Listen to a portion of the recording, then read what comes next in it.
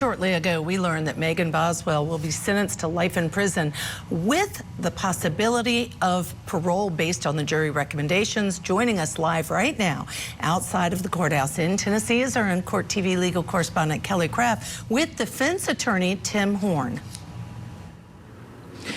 Hi there, Judge Ashley. Yes, so Tim Horne was part of the defense team. Tim, your reaction to the sentence? They're giving Megan Boswell a chance. Well, that's the least they can do, given that they got the verdict wrong. I'm thankful. She is a human being. Somehow I think we've lost the value in human commodity in society sometimes, and this jury has said that they think she's worth saving. And for that, I'm grateful. But I'm disappointed that we got to that point of the trial. Tim, you are a former prosecutor. You jumped into this case just a few months ago because you were thinking, and Gene Scott was thinking, this was going to be a big one, and he had been working on it for a number of years. Talk to me about your involvement. Well, when Mr. Scott reached out to me, they anticipated way many witnesses of all kinds, and it was going to take a second set of eyes, and that was going to be necessary if they were going to effectively defend Megan. So when he asked me to help him out, I examined the case, looked at what he had been provided through discovery, and I thought it was a fight worth fighting. You said you think it was a fight worth fighting. When you took a look at the facts in this case, a baby being thrown into the trash can, these are very gruesome details, but you still felt this is worth fighting for. Well, some of this case and some of Megan's conduct is inexcusable. I don't pretend that we're going to stand up there and say that some of these things were defensible, but it didn't equate to murder. And I don't want to live in a society, I don't think anybody does, is when we start letting emotion and, grotesque details dictate outcomes of people's guilt or innocence. And it's sad, it's tragic, it shouldn't have happened, but it doesn't equate to murder. The state had 2 medical examiners come to the stand. What did you think of that? Well, if you believe the first one, you don't need the second one. I think they were a little more concerned with what the first one was going to say, and it appears that they brought in somebody else that had their mind determined of what she was going to testify to before she ever took the stand. And she's a very experienced courtroom testifier. This wasn't her first trial. We knew that she was going to be prepared for us, but she already come in with the determination that she was going to persuade this jury to believe her at all costs. But, I think even she avoided what those reports were saying, and she discarded them and put her opinion out there for the jury to hear. We thought we had covered that, but clearly the jury accepted what she said. I'm disappointed in that.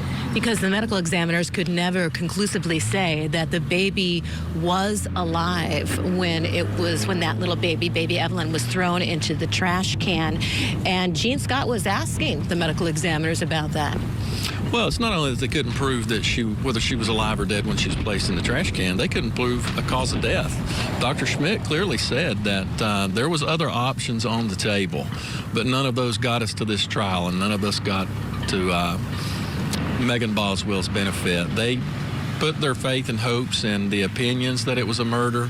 I don't think they ever established clearly a cause of death, but here we are. Is that why defense counsel decided not to put on a case? Obviously, we both know it's the prosecutor's burden. Well, we had some witnesses that we thought were going to be necessary, but as the state's case progressed and we come down to the 2 most credentialed witnesses that they had in the trial that were telling the jury that there could have been other possibilities for the cause of death, there was really no need to repeat that over and over. They heard it once. They reluctantly, from the second medical examiner, heard it twice. There's no need to go back there over and over. Tim, Megan did not testify in the guilt phase, and she also did not testify in the penalty phase. Can you talk about that decision? Well, ultimately, it's her decision, but I didn't think anything good was going to come from it. Clearly, they established that she's a liar, and I don't think anything she was going to say was going to be received by a jury or this community or anybody else, whether she said it in sincerity or not. I think people had heard enough from her, and she could do nothing that was going to help herself at this point.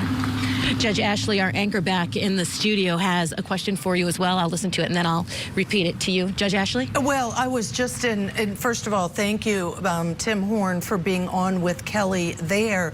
In hearing that they couldn't prove the cause of death, in a case like this, do you get concerned that it's the emotion of the jury that overrides some of the evidence that you feel like you presented? In a case like this, she's asking, when the state was not able to prove a cause of death, do you feel that the jurors were more moved by emotions? Well, yeah, and I think I argued that in sentencing, is that the emotion of this trial really began 5 years ago when this case kicked off and Megan was charged. And that emotional roller coaster has maintained a constant for the last 5 years. And I'm sure that weighed heavily on their mind. And I clearly think it was an emotional decision alone. I don't feel like they proved the case. But I think they voted their emotions and not the proof. Tim Horne, thank you so much for your time. Thank you. Appreciate your hard work. Thank you. All right, Judge Ashley, that's the latest from here. Obviously, two big decisions here in the Megan Boswell case. Guilty on every single count. And then, of course, the jurors decided to give her a chance. So she'll be behind bars for at least 51 years, and then she'll have an opportunity for a chance of parole.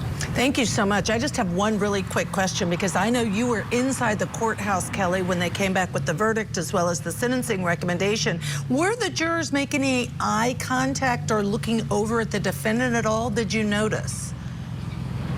Yeah, I did notice that, especially when the foster mom was talking about how Megan came to her, and the foster mom was talking about Megan came to her as a 17-year-old girl who was pregnant and had been raped. And I noticed one of the younger female jurors was looking at Megan at that particular time, and you have to wonder about some of that testimony that took place during the sentencing phase, the impact that did have on some of the jurors. I noticed a lot of them listening very closely. Clearly, Megan had a very rough upbringing. Yeah, absolutely. Thank you so much, Kelly Krapf, for your excellent reporting there live in Tennessee.